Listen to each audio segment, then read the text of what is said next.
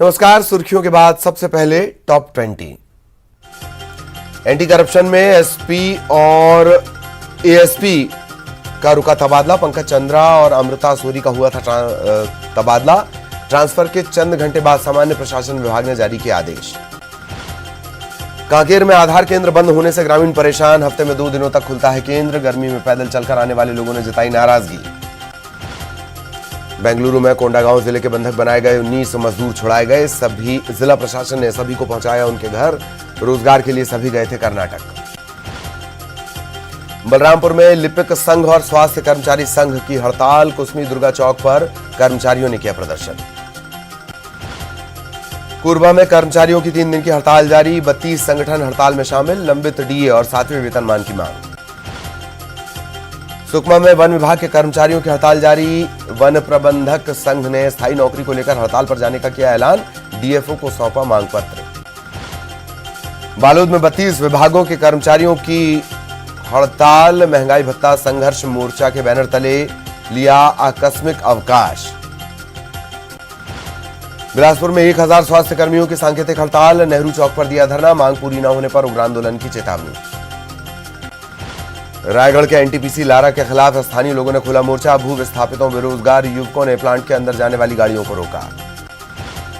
बेमेतरा जिला अस्पताल में बवाल जारी। निलंबित होने के बाद अस्पताल अधीक्षक ने कोर्ट से लिया स्टे ऑर्डर। बर्खास्त संविदा कर्मचारियों की बहाली के लिए आंदोलन जारी। कोरबा में आम आदमी पार्टी की बैठक। प्रदेश अध्यक्ष हुए शामिल। नवनियुक्त पदाधिकारियों से की चर्चा। महासमुंद के जिला अस्पताल में मरीज तपती गर्मी में परेशान। प्रसूति वार्ड को छोड़कर किसी वार्ड में नहीं चल रहा कूलर। मेडिसिन वार्ड का एसी भी बना शोपीस। कोरबा में तेज रफ्तार कार बेकाबू होकर पलटी। दूसरी कार को बचाने के चक्कर में पलटी कार। बाल बाल बची सभी की जान। कोंडागांव के खुदखुड़िया से जुआ खेलते 2 गिरफ्तार। पुलिस ने मौके से नकदी भी जब्त की। कांटागांव साप्ताहिक बाजार में चल रहा था जुआ। बलौदा बाजार में आईपीएल पर सट्टा लगाते सटूरिया गिरफ्तार। 60,000 कैश, 3 मोबाइल, टीवी सेट जब्त। सूरजपुर के करतमा में 40 सालों से शुरू नहीं हुआ सिंचाई बांध का निर्माण। सिंचाई के अभाव में किसानों की माली हालत खराब। कोरबा के सर्वमंगला मंदिर में अवैध रूप से चल रहे सांपों के प्रदर्शन पर वन विभाग का छापा। सांपों को पकड़कर जंगल में छोड़ा गया। बेमेतरा जिला प्रशासन ने जल संकट से निपटने के लिए शुरू की कवायद। शिवनाथ नदी के एनीकट को किया गया सील। रेत के खनन पर पाबंदी। कवर्धा पुलिस की शानदार पहल। बिलासपुर रोड पर दूसरे प्याऊ की शुरुआत। एसपी ने गुड़ खिलाकर लोगों को पानी पिलाया। कांकेर में मारका पांडुम पर्व पर आदिवासी समुदाय ने निकाली महारैली। आंगादेव के साथ झूमते नजर आए हजारों लोग।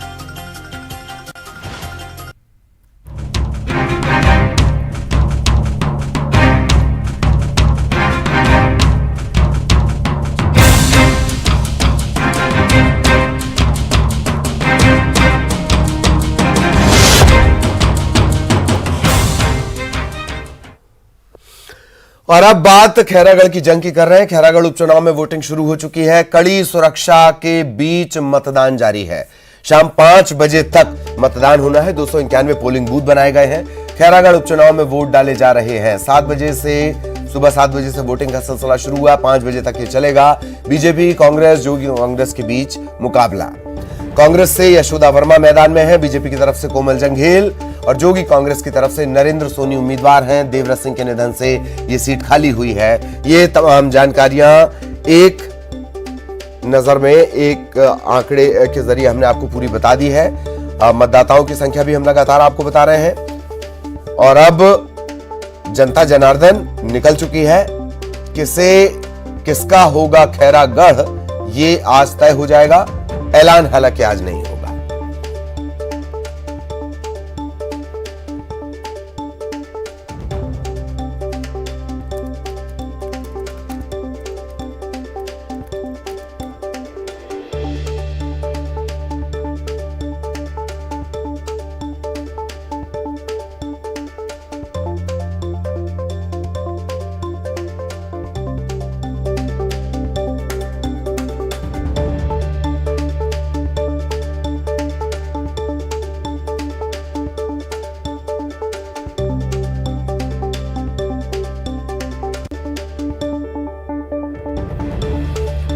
तो आज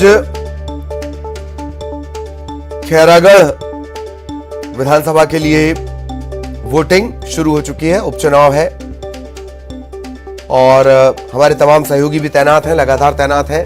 राकेश इस वक्त हमारे साथ जुड़े हैं, राकेश यादव। राकेश के पास आपको लिए चलेंगे। अवधेश भी आपको नजर आ रहे होंगे, खास नजर अवधेश के जरिए भी हमारी बनी रहेगी। सबसे पहले बहुत शॉर्ट में राकेश, क्या अपडेट है इस वक्त तक का, किस तरह की स्थितियां? राकेश जी हाँ, बता दूं कि खैरागढ़ उपचुनाव की शुरुआत हो चुकी है, मतदान की शुरुआत हो चुकी है। जैसे मेरे पीछे देख सकते हैं कि लोग कतार में खड़े हैं और मतदान करने के लिए महिलाएं और पुरुष आ रहे हैं। और आपको बता दूं कि सुबह 7 बजे से मतदान शुरू हो गया है, ये शाम 5 बजे तक चलेगा।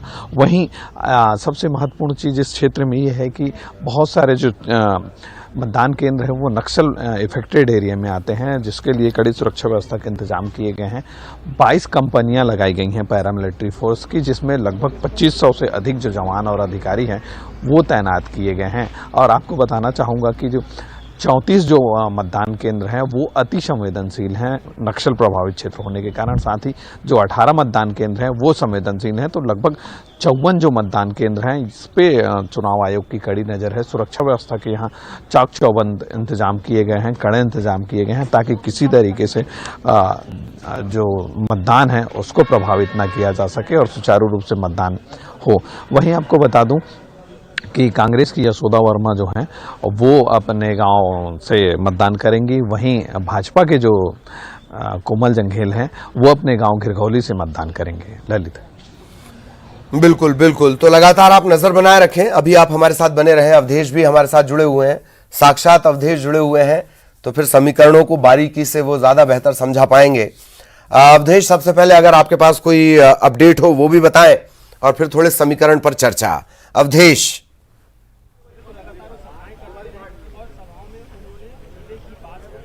बिल्कुल बिल्कुल, देखिए लोकतंत्र के इस महापर्व में अब बारी इन्हीं जनता जनार्दन की है, मतदाताओं की। दीवारी घाट में हम खड़े हैं ललित, तो अभी तस्वीर देख लीजिए।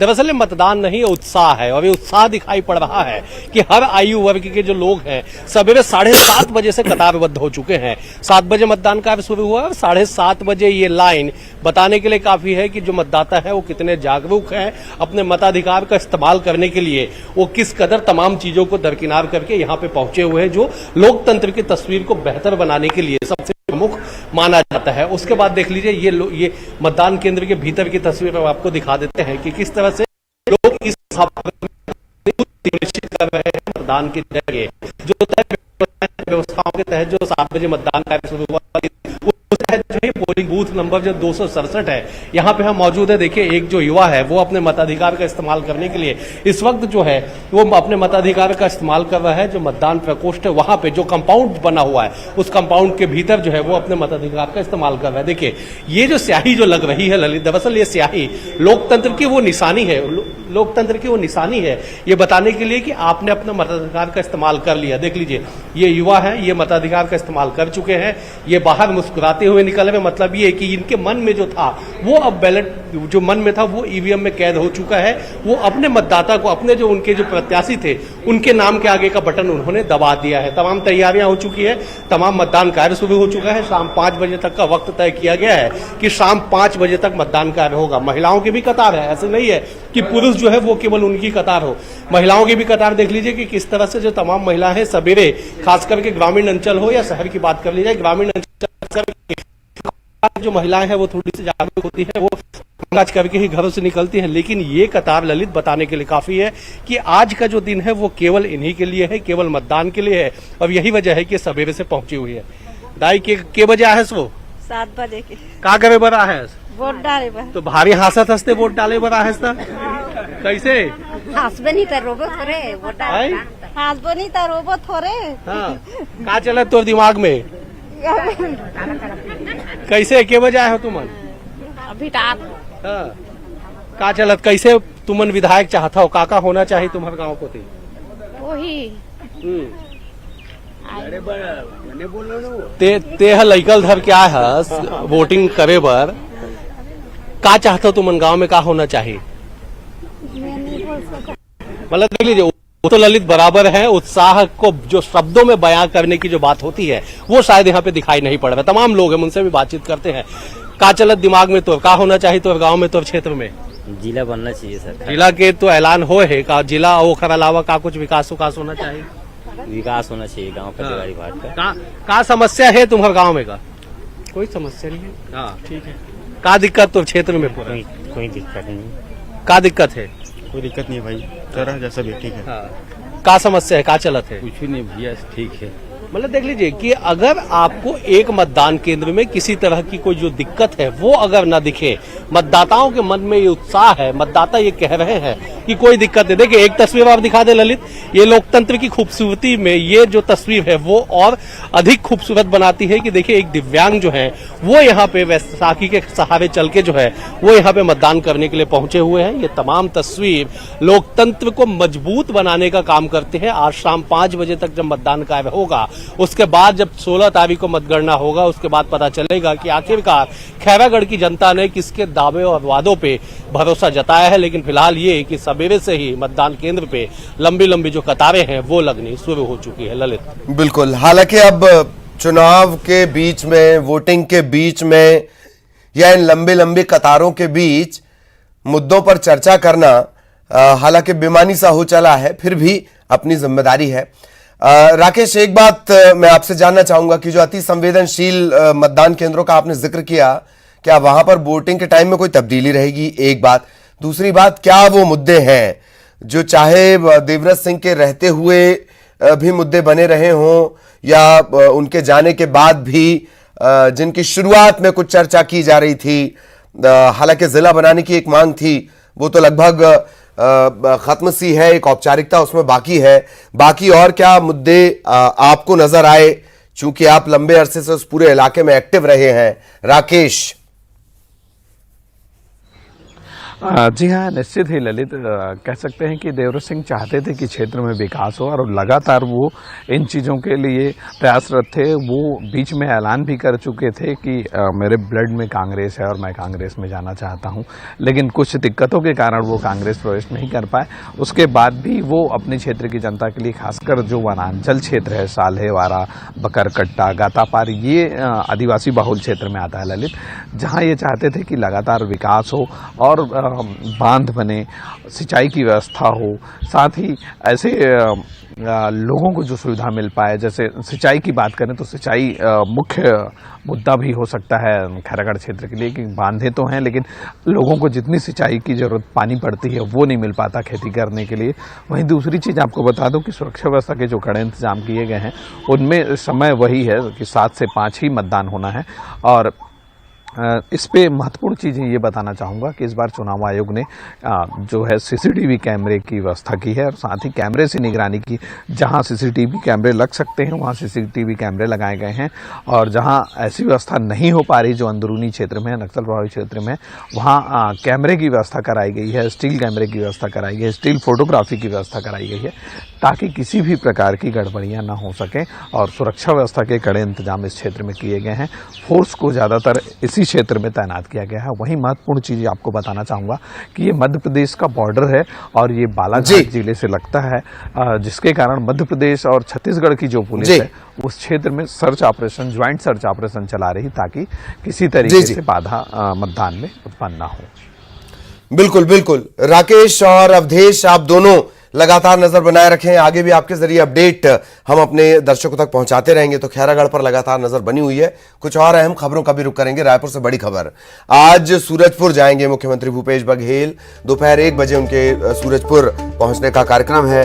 कर्मा जयंती महोत्सव यहां पर होना है। माता कर्मा चौक पर एक कार्यक्रम भी होगा और इसमें मुख्यमंत्री भूपेश बघेल शामिल होंगे। तो आज सूरजपुर के दौरे पर रहेंगे मुख्यमंत्री भूपेश बघेल। दोपहर 1 बजे उनके सूरजपुर पहुंचने का कार्यक्रम है।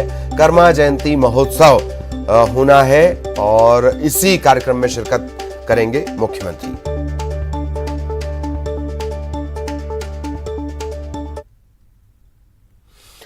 और रायपुर के कचना में मराठा सेवा संघ के स्थापना दिवस के मौके पर आयोजित कार्यक्रम में सीएम भूपेश बघेल शामिल हुए। संघ ने सीएम भूपेश बघेल का सम्मान भी किया। इस मौके पर सीएम ने मराठा संघ की मासिक पत्रिका का विमोचन किया। संघ की मांग पर सीएम भूपेश बघेल ने कई ऐलान भी किए। महासमुंद जिले के नर्रा गांव में स्थित छत्तीसगढ़ के पूर्व मराठा शासक बिंबाजी भोंसले के समाधि स्थल के सौंदर्यीकरण का उन्होंने ऐलान किया।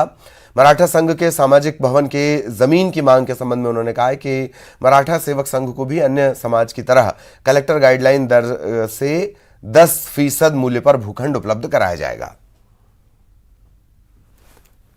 सेवा संघ के द्वारा आयोजित कार्यक्रम में उपस्थित होने का अवसर मिला और दो प्रमुख मांगे, एक तो मराठा सेवा संघ के लिए भवन बनाने के लिए उनको जमीन चाहिए, दूसरा बिंबाराव जी भोसले जो यहाँ के छत्तीसगढ़ के शासक रहे हैं और उनके जो मठ है वो महासमुंद जिले के नर्रा गांव में बना हुआ जीर्ण शीर्ण है, तो उसे जीर्णोद्धार करने की मांग उन्होंने की। उसको दोनों को मैंने स्वीकृत किया। हमारे मराठा सेवा संघ के अध्यक्ष जी ने आरक्षण का मामला उठाया, तो उसमें मैंने कहा भाई आरक्षण आप चाह रहे हैं, अच्छी बात है, लेकिन आरक्षण के लिए पद रहे तब ना। तो जितने भी सार्वजनिक उपक्रम हैं वो निजी हाथों में जा रहा है। दूसरा आईएएस के पद भी अब कॉर्पोरेट सेक्टर से भरे जा रहे हैं, तो फिर आपको आरक्षण का लाभ मिलेगा कहाँ? जब पद ही नहीं रहेगा तो आरक्षण मांगने का उचित नहीं। तो पहले तो उस चीज़ को बताओ जिससे आपको नौकरी मिलना है। तो इसलिए मैंने वो बात कही कि आपको आरक्षण चाहिए तो वो लड़ाई तो लड़िए, लेकिन उसके साथ साथ उसको सारे जो सार्वजनिक उपक्रम है उसे बचाने की लड़ाई भी समाज को लड़ने के लिए आगे आना चाहिए। और वन कर्मचारियों की हड़ताल को लेकर बड़ा अपडेट। 2 दिनों के भीतर सभी को ऑफिस ज्वाइन करने के आदेश दिए गए हैं। ऑफिस ज्वाइन न करने पर सरकार एस्मा लगा सकती है। लगातार जो वन कर्मचारी हैं वो आंदोलन पर हैं। अब रेंजर्स भी उनके साथ हो गए हैं।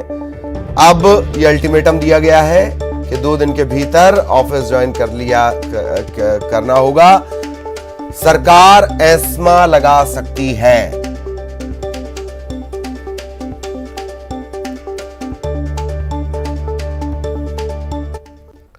और बड़ी खबर रायपुर से, व्यापम की आयोजित प्रवेश परीक्षाओं की संभावित तिथि जारी कर दी गई है। छत्तीसगढ़ के अभ्यर्थियों से कोई परीक्षा शुल्क नहीं लिया जाएगा। मुख्यमंत्री भूपेश बघेल की घोषणा पर अमल शुरू कर दिया गया है। बस्तर और सरगुजा के निवासियों को इसका फायदा होगा। कनिष्ठ सेवा चयन बोर्ड की परीक्षाओं में भी शुल्क माफ किया गया है।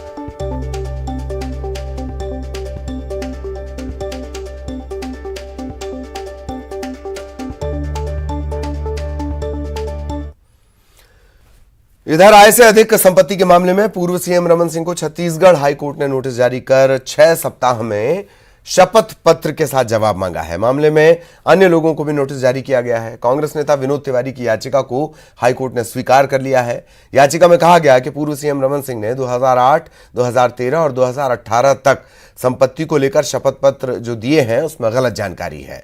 इस पर हाईकोर्ट ने रमन सिंह से जवाब मांगा है। तिवारी जी के द्वारा माननीय उच्च न्यायालय के समक्ष आय से अधिक संपत्ति के मामले में पूर्व मुख्यमंत्री के विरुद्ध याचिका, क्रिमिनल रिट याचिका दायर की गई थी।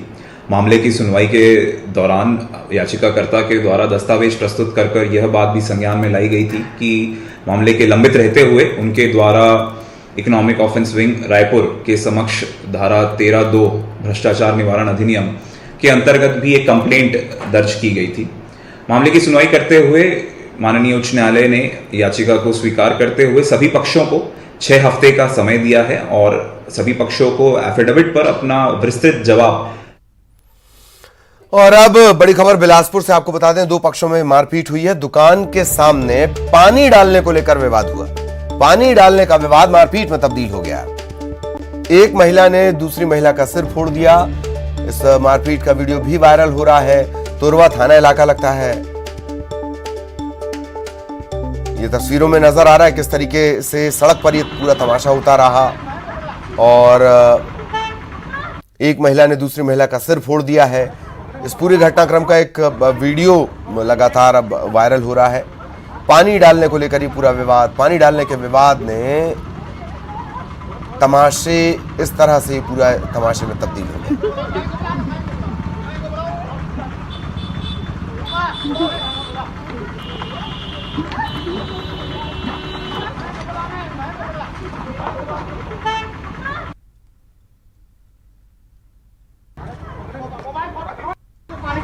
पानी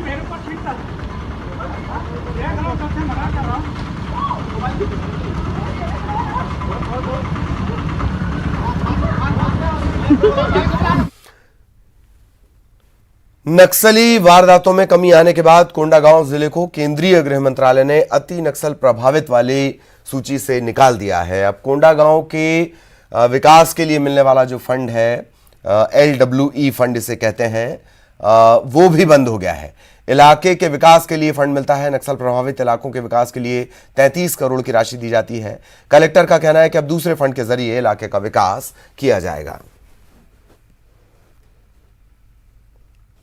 सरकार के गृह मंत्रालय से स्पेशल सेंट्रल असिस्टेंस के तहत में LWE अफेक्टेड एरियाज़ के लिए 33 करोड़ के आसपास की राशि मिलती थी, जिसमें सिक्योरिटी से संबंधित जो योजनाएं थी उनका क्रियान्वयन होता था, और साथ में नक्सल प्रभावित क्षेत्रों में पहुंच के लिए जैसे रोड होगी, पुल पुलियाओं का काम हो गया, और विकास संबंधी जो बाकी जो काम है जैसे हेल्थ के लिए सब हेल्थ सेंटर्स का निर्माण हो गया, स्कूल का निर्माण हो गया, इस तरह के काम इससे किए जाते थे। तो अभी भारत सरकार ने इसके ऊपर समीक्षा की थी और कोंडागांव जिले को उन्होंने मोस्ट LWE अफेक्टेड जिलों से बाहर कर दिया है। तो इसलिए वो